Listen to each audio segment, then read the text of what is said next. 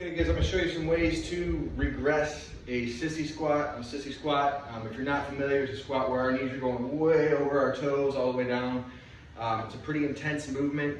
Contrary to popular belief, getting your knees over your toes is not dangerous as long as you have built up the capacity to do so. There's a lot of benefits to building up that capacity in terms of injury prevention and such. So I'm going to show you some ways that we can start to expose your knees to those positions gradually and safely. Big important note, do not ever work through any pain. If you feel any pain, you need to back it up to an easier regression. If you cannot find any regressions that can be done without pain, then we should probably scrap the movement entirely, maybe consider a doctor. With that said, the important part for here is that we're really progressive and gradual in the way that we start to expose these joints to some bigger ranges. So to start, we're going to get something relatively high.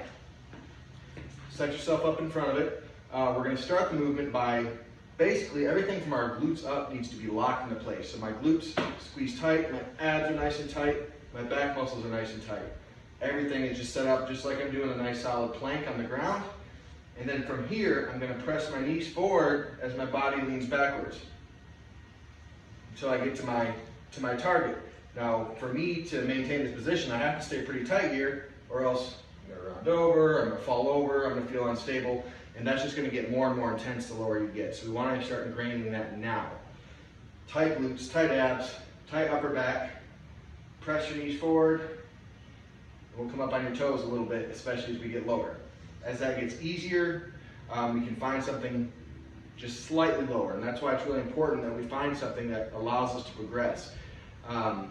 That might be a low bench where we stack some pillows up on top of it. Just take one pillow away every couple weeks, or whatever feels appropriate.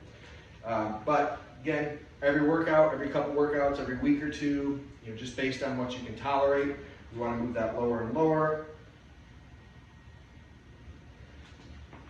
Lower and lower and lower, until ideally we get all the way down to the ground. So like our other kind of intensity exercises, have you do 4 sets of 5, just to kind of warm up and start to expose yourself to that. As you start getting lower, you may use those sets to kind of ramp the height down as you get closer to your one work set of 25 reps at your maximum range of motion that you can do with perfect technique and no pain.